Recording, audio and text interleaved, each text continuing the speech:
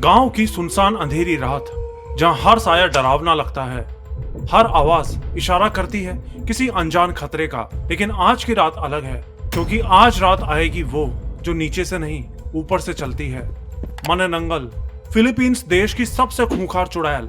दोस्तों, मेरा नाम है प्रवीण और मेरे YouTube चैनल में आपका स्वागत है। और आज के इस अर्बन लेजेंड्स स्पेशल शो में मैं आपको मिलवाने जा रहा हूँ फिलीपींस की सबसे खूंखार चुड़ैल मननंगल से। मननंगल सुनने में बड़ा अजीब सा लगता है ना, इसलिए इस वीडियो में मैं इस चुड़ैल को मन्नू नाम से कह के बुलाऊंगा। मैं इसको मन्नू नाम से बुलाऊंगा तो आप समझ जाना कि मैं इसी मननंगल चुड़ैल की बात कर रहा हूँ। दोस्तों, दुनिया के हर एक देश में, हर एक कल्चर और रिलीजन में वहाँ के लोकल अर्बन लेजेंड्स के बारे में सुनने को मिलता है। जैसे हमारे यहाँ इंडिया में हम भ्रम राक्षस, यक्षिणी, कर्ण पिशाचिनी वगैरह की बातें करते हैं ना, इनके बारे में सुनते हैं। उसी तरह दुनिया भर के अलग अलग देशों में, अलग अलग कल्चर्स और रिलीजन्स में वहाँ के लोकल अर्बन लेजेंड्स की कहानियां सुनने को मिलती हैं। और आज से शुरू होने वाली इस अर्बन लेजेंड सीरीज में मैं आपको इन दुनिया भर के शैतानों के बारे में बताऊंगा और इनकी रियल हॉरर स्टोरी सुनाऊंगा। अब बात करें इस मन्नू चुड़ैल की, तो फिलीपींस की लैंग्वेज में मननंगल का मतलब होता है अलग करना। बताते हैं कि ये एक ऐसी चुड़ैल होती है जो अपने शरीर के ऊपर वाले हिस्से को नीचे वाले हिस्से से अलग कर सकती है और फिर नीचे वाले हिस्से को वहीं जमीन पे ही छोड़ के, उसको छुपा के ऊपर वाले हिस्से से ये ऊपर आसमान में उड़ जाती है और निकल पड़ती है अपने शिकार पे। लेकिन जाने से पहले ये अपने नीचे वाले शरीर के हिस्से को इस तरह से छुपा देती है कि उस पे किसी की नजर ना पड़े और कोई उसको ढूंढ ना पाए। और फिर सुबह होने से पहले ये वापस अपने शरीर के पास आकर उसको अपनी बॉडी से जोड़ लेती है। लेकिन रात में इसका जैसा रूप होता है ना, दिन में ये बिल्कुल भी वैसी नहीं दिखती। दिन में तो ये किसी बहुत ही खूबसूरत लड़की की तरह रहती है, लेकिन रात होते ही ये अपने असली रूप में आ जाती है। इसके दोनों इंसानी हाथ किसी चमगादड़ के बड़े बड़े पंखों जैसे बन जाते हैं और फिर अपने शरीर के दो टुकड़े करके ये ऊपर वाले शरीर से उड़ती हुई हवा में गायब हो जाती है। बताते हैं कि जब ये नॉर्मल रूप में होती है ना, तो बिल्कुल नॉर्मल दिखती है। यहाँ तक कि ये चुड़ैलें शादी भी करती हैं और इनके बच्चे भी होते हैं। अब ये सब सुनने में तो कुछ कुछ हमारे यहाँ की चुड़ैलों और डायनों के जैसा लगता है ना। हमारे यहाँ भी ऐसी बहुत सी कहानियां सुनने को मिलती हैं कि चुड़ैलें शादी करती हैं और बच्चा पैदा करती हैं। इनफैक्ट मैं अपने चैनल पर भी इस तरह की बहुत सी स्टोरीज डाल चुका हूँ। लेकिन ये मन्नू चुड़ैल अलग होती है। रात में ये ऐसे लोगों को ढूंढती है जो सो रहे होते हैं, और जब इसको अपना शिकार दिखाई दे जाता है ना, तो ये उसके पास पहुंच के अपने मुंह से एक लंबी सी जीभ निकाल के अपने शिकार के कान में या नाक में या उसके मुंह से होते हुए अपनी जीभ उसके पेट तक ले जाती है और फिर अपनी जीभ उसके पेट में पहुंचा के ये उसका दिल, उसके पेट की अंतड़ियां, उसका खून, उसका मांस वास सब कुछ चूस चूस के खा जाती है। सुनने में बड़ा घिनौना लगता है ना, लेकिन ये चुड़ैल ऐसा ही करती है। यहाँ तक कि अगर इसको कोई प्रेग्नेंट औरत भी दिख जाए ना, तो ये उसके मुंह में अपनी जीभ डाल के पेट के अंदर उसके बच्चे तक को खींच के खा जाती है। और इसी वजह से फिलीपींस में माना जाता है कि इस चुड़ैल को, मतलब मन्नू चुड़ैल को, प्रेग्नेंट औरतों का शिकार करना सबसे अच्छा लगता है। और ये जब भी दिखाई देती है ना, तो इसकी कभी भी पूरी बॉडी दिखाई नहीं देती, क्योंकि जैसा मैंने बताया कि शिकार पर निकलने से पहले ये अपने शरीर के दो टुकड़े कर देती है। शरीर के नीचे वाले हिस्से को ये छुपा देती है और ऊपर वाले हिस्से से हवा में उड़ते हुए ये अपने शिकार तक पहुंचती है। इसलिए आज तक जितने भी लोगों का इस चुड़ैल से सामना हुआ है ना, सब इसके बारे में एक ही बात बताते हैं कि इसका शरीर आधा होता है और इसके पेट से इसके शरीर के, इसके मांस के लोथड़े और अंतड़ियां वगैरह लटकती दिखाई दे रही होती हैं। और इसको मारने का सिर्फ एक तरीका होता है, वो ये कि जब इसका शरीर दो टुकड़ों में बटा हो ना, तो इसके शरीर को आपस में मिलने ही मत दो, जिससे कि दोबारा जुड़ ही ना सके। इस चुड़ैल के लिए जरूरी होता है कि जब ये रात में अपने शिकार पे निकलती है, तो सुबह दिन निकलने से पहले इसको अपने शरीर के दूसरे हिस्से से जुड़ना होता है। लेकिन अगर इसका शरीर का दूसरा हिस्सा किसी को मिल जाए और वो उस हिस्से को छुपा दें, तो ये उससे मिल नहीं पाती, उससे जुड़ नहीं पाती और अपने आप मर जाती है। अब फिलीपींस देश के बारे में आपको बताऊं तो यहाँ पे ज्यादातर लोग मछली वगैरह खाते हैं और यहाँ पे केले के पेड़ भी बहुत पाए जाते हैं। इसलिए लोग बताते हैं कि जब ये चुड़ैल अपने शिकार पे निकलती है, तो अपने शिकार को पकड़ने के लिए ये अक्सर केले के पेड़ों के बीच में जाके छुपती है। वैसे मैं बताऊं, इस तरह की बच्चे खाने वाली चुड़ैलों की कहानियां तो हमारे यहाँ इंडिया में भी बहुत फेमस है। लेकिन ये चुड़ैल सिर्फ उन बच्चों को खाती है जो कि पैदा नहीं हुए होते। प्रेग्नेंट औरतों के पेट के अंदर जो बच्चे होते हैं, उनको ये खाना पसंद करती है। सुनने में बहुत अजीब लगता है ना, मुझे तो ये सब बताते हुए भी अच्छा नहीं लग रहा, लेकिन ये चुड़ैल होती ही ऐसी है। तो ये तो था इस चुड़ैल के बारे में कि कैसी होती है, कैसी दिखती है और ये सब। अब मैं आपको इस चुड़ैल के बारे में कुछ रियल स्टोरीज सुनाता हूँ जो मुझे इसके ऊपर रिसर्च करते हुए पता चली थी। बहुत ही मजेदार स्टोरीज। ये पहली स्टोरी जो मैं बताने जा रहा हूँ, ये सब फिलीपींस के ही रहने वाले एक लड़के के साथ में हुआ था। तो हुआ ऐसा था कि ये लड़का बताता है कि कई साल पहले की बात है, जब ये एक छोटा बच्चा हुआ करता था और ये लोग फिलीपींस के ही एक छोटे से गाँव में रहते थे। और जैसे कि हर एक बच्चे के साथ में होता है, छोटे से बड़े होते हुए ये अपनी दादी और नानी और रिश्तेदारों से तरह तरह के शैतानों की, भूतों की कहानियां सुनता हुआ बड़ा हुआ था। इसने मननंगल के बारे में भी बहुत सी कहानियां अपने घर वालों से, गांव वालों से, अपनी नानी दादी से सुनी थी। ये बताता है कि इसके गांव में लोग अक्सर बताते थे कि मननंगल एक ऐसी चुड़ैल होती है जो अपने शरीर को 2 हिस्से में बांट देती है। हालांकि मननंगल के बारे में जो भी कहानियां सुनने को मिलती हैं कि ये कैसे अपने शरीर को 2 हिस्सों में बांटती हैं, ये फिलीपींस की अलग अलग जगहों पे अलग अलग मान्यताओं के हिसाब से कहानियां चलती हैं। लेकिन इनके गांव में लोग बताते थे कि मननंगल एक नॉर्मल लड़की होती है जिसके पास एक तरह का कोई जादुई तेल होता है जिसे वो अपने पेट पे और कमर पे लगाती है, और उस तेल को लगाने के बाद ये अपने शरीर को 2 टुकड़ों में काट लेती है। और फिर अपने शरीर को 2 टुकड़ों में काटने के बाद ये नीचे वाले हिस्से को किसी गड्ढे में या किसी गुफा वगैरह में छुपा के अपने ऊपर वाले हिस्से से हवा में उड़ जाती है। अब इनका जो गांव था ना, उसमें खासकर ये माना जाता था कि इनके गांव में ये मन्नू चुड़ैल हर 2-3 महीने में एक बार जरूर आती थी और किसी न किसी का शिकार करके जाती थी। इसलिए रात के टाइम पे इनके यहाँ लोग बाहर घूमना पसंद नहीं करते थे। स्पेशली वो औरतें जो प्रेग्नेंट होती हैं, वो तो रात के समय बिल्कुल भी घरों से नहीं निकलती थी। हालांकि चुड़ैल के आने का कोई फिक्स दिन नहीं होता था, वो कभी भी 2-3 महीने बाद किसी भी दिन आ सकती थी। लेकिन लोग बताते थे कि वो हमेशा रात में 2 से 3 बजे के बीच में ही आती थी।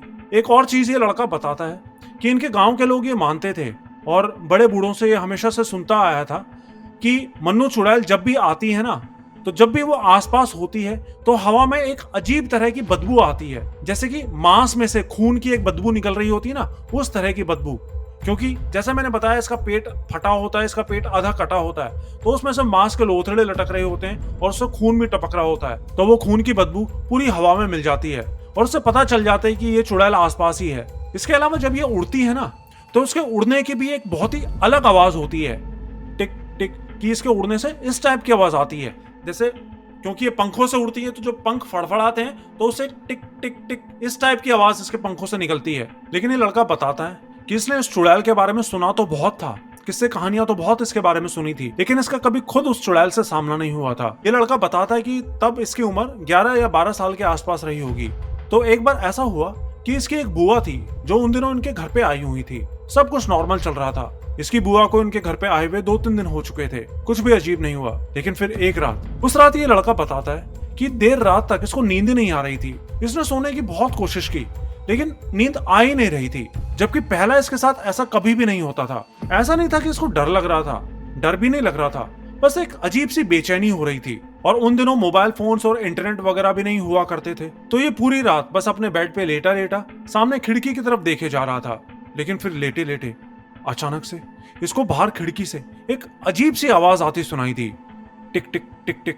अजीब सी आवाज थी, जैसे हवा में पंख फड़फड़ करते हैं ना, इस तरीके की आवाज। तो बिल्कुल ध्यान से अलर्ट होके उस आवाज को सुनने लगा कि वो आवाज वाकई में टिक टिक की है, किसी और चीज की आवाज है। लेकिन जब इसने ध्यान से सुना ना, तो उसको समझ आया कि वो वाकई में ही ऐसी आवाज थी जैसे इसकी खिड़की के बाहर कोई बहुत ही बड़ी सी चीज हवा में उड़ती हुई अपने पंख फड़फड़ कर रही हो। और ये समझ आती ही इसकी तो डर के मारे हालत खराब हो गई। अब था तो ये छोटा बच्चा ही, 11-12 साल का बच्चा, तो जैसा कि नॉर्मली छोटे बच्चे इस तरह की सिचुएशन में करते हैं, इस लड़के ने भी अपने मुंह को अपनी चद्दर से ढक लिया और चुपचाप बिना हिले अपने बेड पे लेटा रहा। लेकिन वो आवाज जो आ रही थी ना टिक टिक की, वो अभी भी लगातार आए जा रही थी। अब ये तो पक्का था कि इसकी खिड़की के बाहर कोई ना कोई तो खड़ा था, लेकिन ये नहीं पता था कि कौन खड़ा है। हो सकता है कोई चोर खड़ा हो जो शायद इनके घर में चोरी करने के इरादे से आया हो। लेकिन ये लड़का बताता है कि उस वक्त इसकी डर के मारे इतनी हालत खराब हो गई थी कि ये चिल्लाना तो दूर, इसको हिलने में भी डर लग रहा था। इसको लग रहा था कि अगर ये चिल्लाया या इसने किसी तरह की कोई आवाज की या वहां से भागने की कोशिश की, तो वो जो कोई भी चीज है ना, वो इसकी खिड़की से अंदर आ जाएगी और इसको पकड़ के खा जाएगी। नॉर्मली जैसा बच्चे रिएक्ट करते हैं, उसी सेम तरीके से ये लड़का भी रिएक्ट कर रहा था। ये बस बिना कोई आवाज किए अपना मुंह ढके अपने बेड के ऊपर ही दुबका रहा। लेकिन लेटे लेटे इसको अपनी खिड़की से ऐसी आवाज आ रही थी जैसे खिड़की के कांच पे कोई अपने लंबे लंबे नाखून खरोंच रहा हो। लेकिन इसने बाहर मुंह निकाल के नहीं देखा, बस चुपचाप लेटा रहा। फिर 10-15-20 मिनट तक वो आवाज आई और उसके बाद वो आवाज अपने आप आना बंद हो गई। और फिर जब वो आवाज बंद हुई तो थोड़ी देर बाद इसकी भी आंख लग गई और ये भी गहरी नींद में सो गया। तब तक भी सब कुछ नॉर्मल था। लेकिन फिर अगली सुबह जब ये सब लोग सो के उठे ना, तो पता है क्या हुआ? इसकी जो बुआ इनके घर पे आई हुई थी ना, रात में सोते सोते इसकी बुआ की डेथ हो गई थी।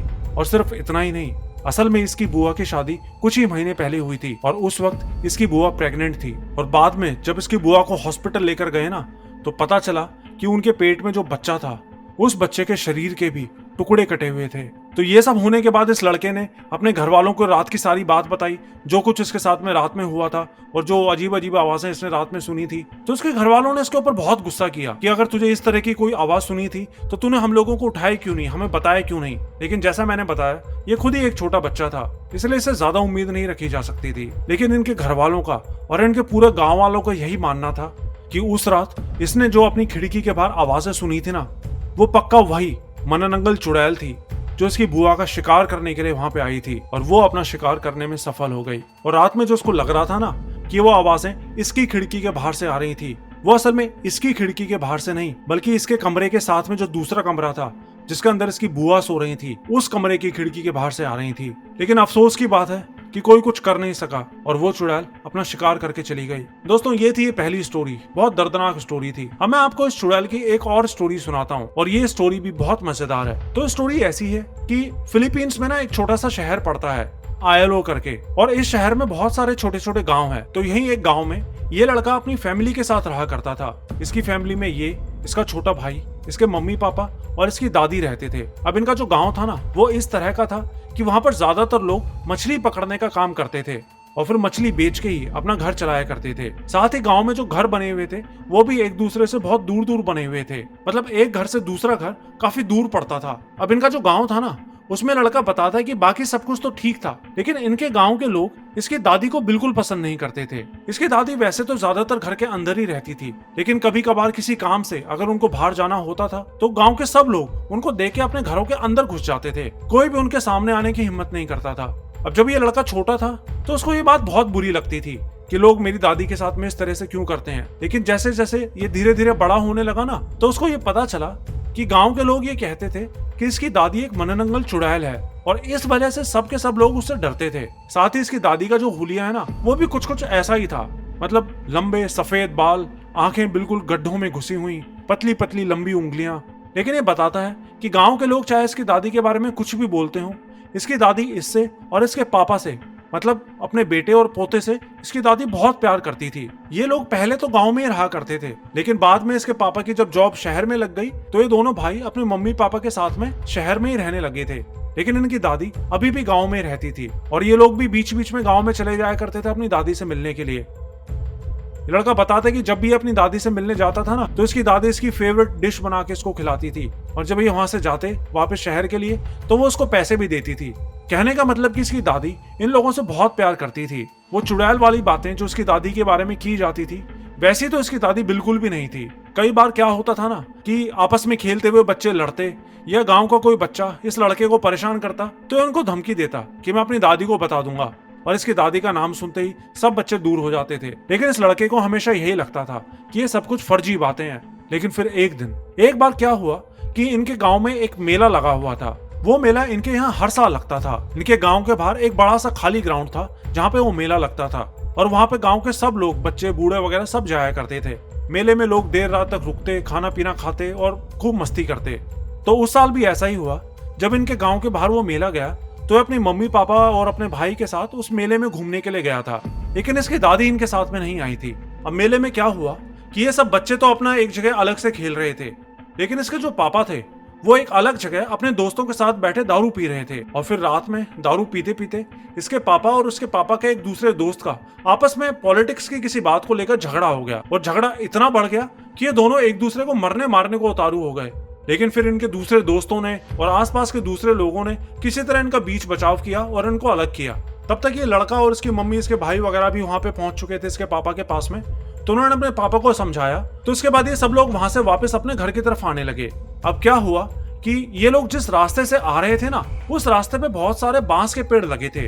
रात करीब 1-2 बजे का टाइम था। तो जब ये लोग उस बांस वाले रास्ते पे पहुंचे ना, तो वही आदमी जिससे अभी थोड़ी देर पहले इसके पापा की लड़ाई हुई थी, वो आदमी इनको पीछे कुछ दूर आवाज मारता हुआ इनकी तरफ आता दिखाई दिया और उसने अपने हाथ में एक बड़ा सा चाकू भी पकड़ा हुआ था। हाथ में चाकू लिए वो इसके पापा की तरफ गुस्से से चिल्लाता हुआ आ रहा था। नशे में धुत तो वो था ही, तो इन्होंने जब ये देखा ना कि वो आदमी इसके पापा को मारने के लिए आ रहा है, तो ये लोग वहां से भागने लगे। मतलब इनके बीच में काफी डिस्टेंस था, इन्होंने दूर से ही देख लिया था कि वो आदमी हाथ में चाकू लिए इनकी तरफ आ रहा है, तो ये लोग वहां से भागे। लेकिन फिर क्या हुआ कि अब ये लोग थोड़ी ही दूर गए थे कि इनको उसी आदमी के चिल्लाने की आवाज सुनाई दी। इन्होंने पीछे मुड़ के देखा भी कि अरे ये इसको क्या हो गया, अभी थोड़ी देर पहले तक तो ये हाथ में चाकू लिए हमें मारने को आ रहा था और अब ये खुद ही डर के मारे चिल्ला रहा है, ये इसको क्या हो गया। लेकिन वो लोग रुके नहीं, वहां से भागते हुए सीधा अपने घर पे पहुंच गए। लेकिन जब ये घर पे पहुंचे तो इन्होंने देखा कि इनकी दादी, जिसको ये घर के अंदर ही छोड़ के गए थे ना, वो घर के अंदर नहीं थी। तो इन्होंने सोचा कि हो सकता है मेले का टाइम है, शायद किसी पड़ोसी के यहाँ चली गई होंगी, क्योंकि वो वैसे ही उस गांव में अकेली रहती थी, तो कई बार आसपास की अपनी उम्र की औरतों के पास वो चली जाती थी। तो इन लोगों ने ज्यादा ध्यान नहीं दिया और अपना अच्छे से सारे खिड़की दरवाजे बंद किए, जिससे कि वो आदमी कहीं घुस ना जाए रात में। और फिर ये सब लोग सोने के लिए लेट गए। लेकिन फिर अगली सुबह पता है क्या हुआ? अगली सुबह वही आदमी जो रात में चाकू लेके इसके पापा को मारने के लिए आ रहा था ना, वो आदमी उसी जगह गांव के लोगों को मरा पड़ा मिला। किसी ने उसी के चाकू से उसका पूरा पेट फाड़ दिया था।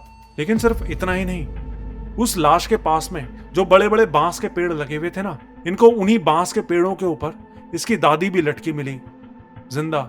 मतलब वो ऊपर उन बांस के पेड़ों के बीच में फंस के लटकी हुई थी, जैसे किसी तरह से उनमें उलझ गई हो।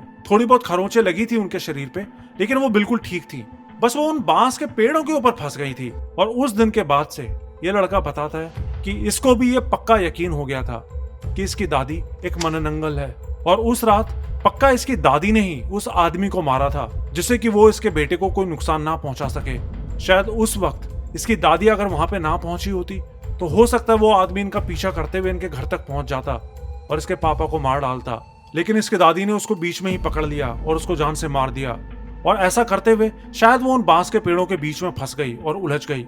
हालांकि आज की डेट में इसकी दादी को मरे हुए कई साल बीत चुके हैं, लेकिन आज भी इनके गांव में इसकी दादी की कहानियां सुनाई जाती हैं। दोस्तों, ये थी दूसरी कहानी, बहुत मजेदार कहानी थी। वैसे मैं आपको बताऊं कि ये जो मन्नू चुड़ैल है ना, इसकी कहानियां हमारे यहाँ इंडिया की चुड़ैलों की कहानियों से बहुत मिलती जुलती हैं। हाँ, थोड़ा बहुत अंतर हो सकता है दोनों चुड़ैलों में, लेकिन फिर भी हमारे यहाँ भी इस तरह की चुड़ैलों की कहानियां बहुत फेमस हैं, जो दिन में बिल्कुल अपने नॉर्मल रूप में रहती हैं और फिर रात होते ही ये चुड़ैल के रूप में आ जाती हैं। ये शादियां भी करती हैं और उन शादियों से इनके बच्चे भी पैदा होते हैं, और रात होते ही फिर ये अपने शिकार पे निकल पड़ती हैं। अब इन सब चीजों से मुझे तो एक ही बात समझ में आती है कि पूरी दुनिया में ये जो अर्बन लेजेंड्स है ना, इन सब अर्बन लेजेंड्स के पीछे एक ही तरह की एंटिटीज या शायद शैतान मौजूद हो सकते हैं।